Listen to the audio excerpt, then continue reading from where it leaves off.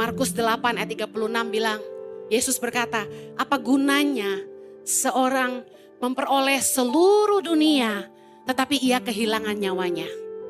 Buat apa kita punya semuanya tapi akhirnya kita tidak bisa bawa apa-apa ke sorga? Coba bertanya sama orang yang hampir mati. Dokter vonis, hidupmu tidak lama lagi. Tanya sama dia, masih kepikiran gak perkara-perkara duniawi? Saya yakin orang yang ngerti hidupnya cuma sebentar. Makanan udah gak penting. Harta udah gak berguna. Kedudukan apalagi. Pada akhirnya semua jadi sia-sia. Istri yang cantik, suami yang gagah. Kita mati dia kawin lagi. Saya mau tutup Kolose 3 ayat 2. Pikirkanlah perkara yang di atas, bukan yang di bumi. Jangan hanya fokus mengejar harta duniawi dan keinginan diri sendiri. Tapi pikirkan perkara-perkara ilahi.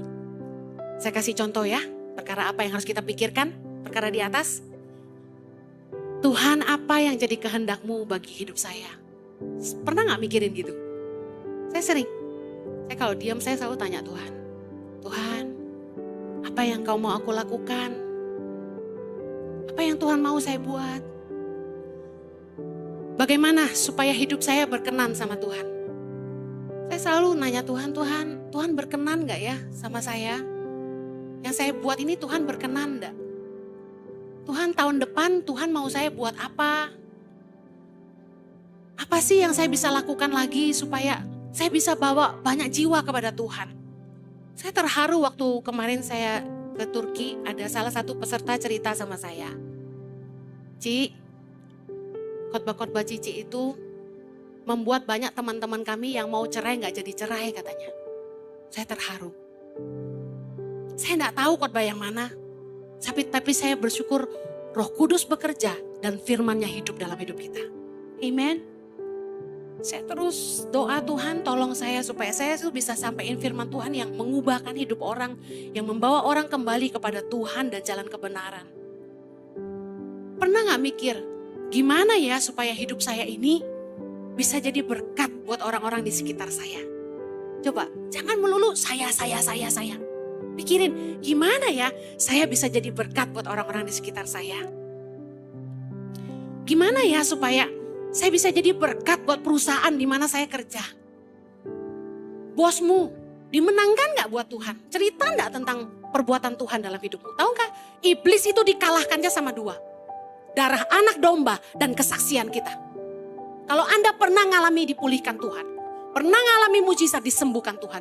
Jangan tidak bersaksi. Karena itulah yang mempermuliakan Tuhan. Dan itulah yang akan membawa banyak jiwa kepada Tuhan. Pengalaman nyata kita bersama Tuhan. Amen. Pikirkan gimana ya supaya saya ini bisa jadi berkat buat orang-orang di kota saya, di bangsa saya. Gimana caranya supaya bisnis saya ini bisa nolong hidup orang banyak. Gimana supaya hidup saya ini bisa berguna. Itu loh yang kita pikirin. Jangan melulu gimana gue tambah kaya. Gimana gue kawin tahun depan. Saya terus. Coba pikirkan perkara yang di atas. Ingat orang yang hidup sebagai seteru salib adalah Tuhan mereka, adalah perut mereka.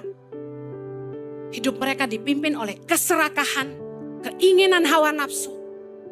Pikiran mereka tertuju hanya kepada perkara-perkara duniawi. Mari jangan hidup dipimpin perut. Jangan hanya fokus kepada perkara-perkara duniawi, tapi pikirkanlah perkara-perkara ilahi.